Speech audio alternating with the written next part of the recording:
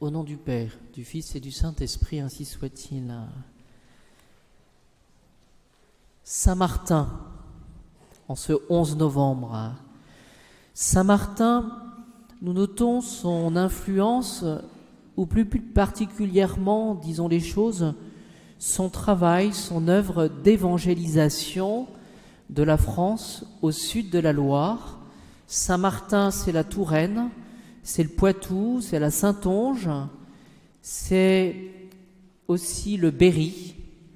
Alors essayons et le Parisis. Alors essayons de rendre grâce aujourd'hui pour ce travail d'évangélisation, c'est-à-dire que finalement nous pouvons puiser cet exemple pour ce travail d'évangélisation que nous aurons à refaire, ou du moins à amplifier ou à restaurer dans les années qui vont suivre. Je m'adresse plus particulièrement aux jeunes générations. Ça sera votre travail d'aller évangéliser les campagnes et les villes. Ce que j'ai noté aussi, c'est que dans l'Église, et nous avons la joie de servir l'Église, eh bien le temps a une valeur, je dirais, toute différente de ce que nous pouvons appréhender. Nous nous situons au IVe siècle, c'est-à-dire que notre Martin a été à l'école de Saint-Hilaire. Saint-Hilaire, c'est 329. C'est aussi la fondation du monastère de Ligugé en 360, et ce monastère existe toujours. C'est aussi l'épiscopat, il est devenu évêque de Tours en 372. C'est aussi le monastère de Marmoutier qui a été un centre d'évangélisation, et nous le voyons actuellement, ces monastères qui finalement rassemblent autour d'eux un petit peu comme des pôles spirituels pour pouvoir rayonner. Et c'est la mort à Cande en 397. Mais en lisant quelques commentaires ce matin, si nous nous situons au IVe siècle dans un travail d'évangélisation, Saint-Martin se trouve aussi dans la suite de Saint-Irénée qui, à la fin du IIe siècle, a introduit la foi chrétienne en Gaule. Et donc, ce qu'il faut comprendre, c'est que nous nous situons dans un travail, dans une œuvre d'héritage. Nous n'avons rien inventé. Nous avions au Bréviaire ce matin une hymne en l'honneur de Saint-Martin au Bréviaire. Et nous y lisions « Heureux Martin, par pitié pour le pauvre, il donne son manteau, il habille le Christ. »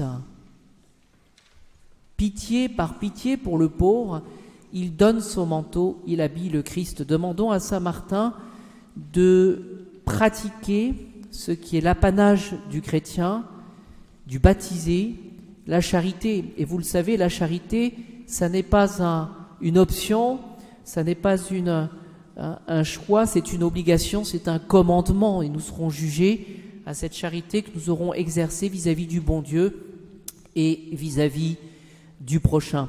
C'est la même chose. Nous avions aussi toujours « Heureux Martin, le soldat de l'Empire, devenu le soldat du Christ. » Soldat de l'Empire, devenu soldat du Christ. Eh bien, demandons ce matin à Saint Martin de nous aider dans le sacrement de la confirmation que nous avons reçu ou que certains d'entre nous recevront. Et je lisais finalement un commentaire du cardinal Sarrat qui rappelait l'urgence de la confirmation et qui rappelait l'urgence aussi des confirmations jeunes pour les enfants. Et son argument, en tant que cardinal, c'était de rappeler qu'il ne faut pas laisser dans l'âme des enfants la place libre pour l'esprit du monde et pour l'esprit de Satan. Et j'ai invité un conférencier qui est un de nos paroissiens qui, au mois de janvier-février, à la suite de statistiques, développe cette idée que, de manière tout à fait mathématique et de manière tout à fait statistique,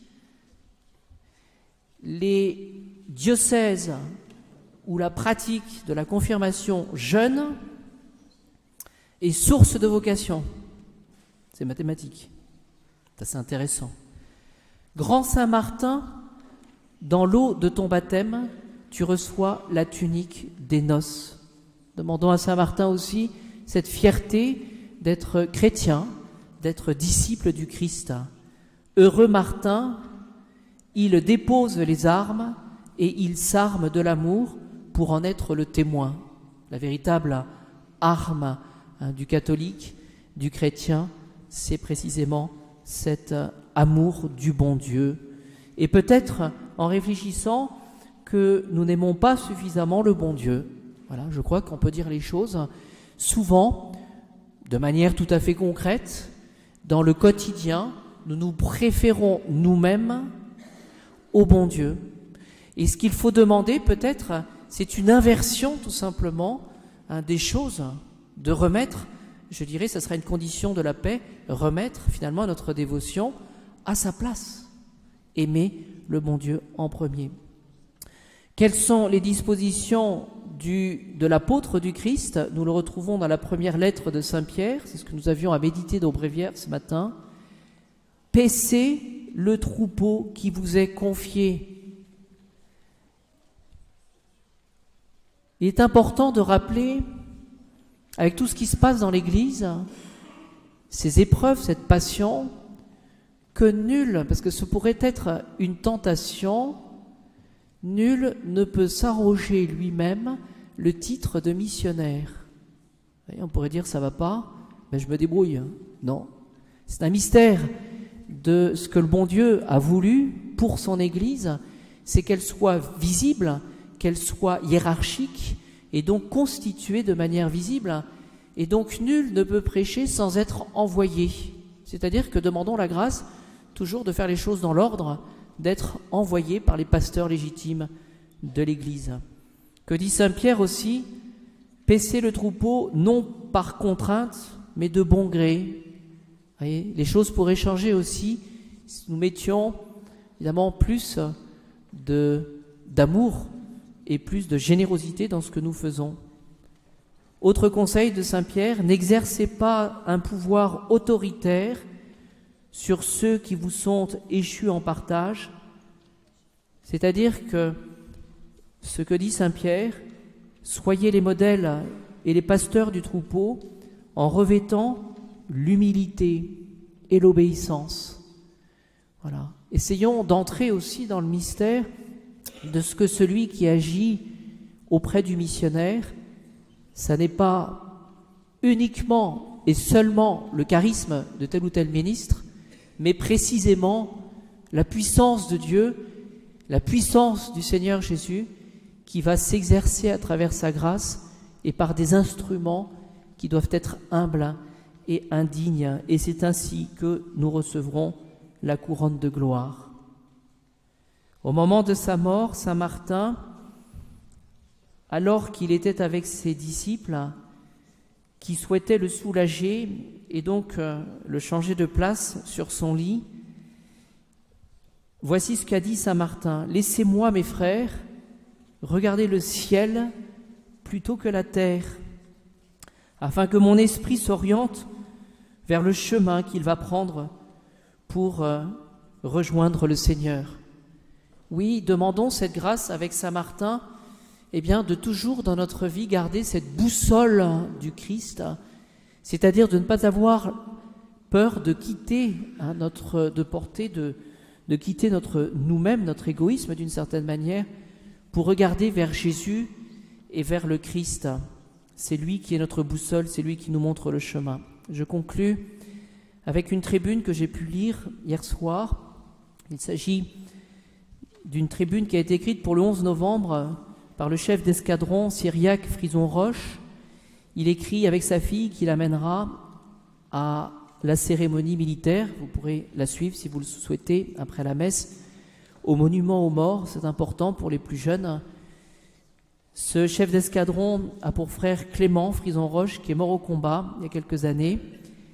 Et il a précisé deux choses que j'ai retenues. J'expliquerai à mes enfants simplement le sens de la vie d'engagement et de service.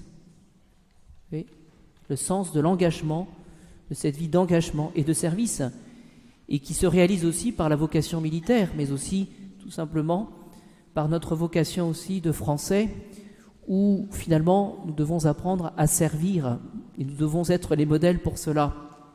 Et la deuxième idée que j'ai retenue, nous serons là pour honorer tous ceux qui sont morts pour la France, dans l'obéissance et dans l'humilité, selon la belle formule de Charles Péguy. Et pour cela, ne nous y trompons pas, ce sont bien ces dispositions d'âme qui ressemblent finalement et qui découlent de l'amour du Christ, qui permettront de changer la France, et non pas uniquement nos propres charismes ou nos propres peut-être soi-disant, je dirais, qualités. Non, agissons avec un esprit de foi, cette foi ancrée dans notre cœur et dans notre intelligence, et c'est ainsi que chacun à notre place nous pourrons servir notre pays.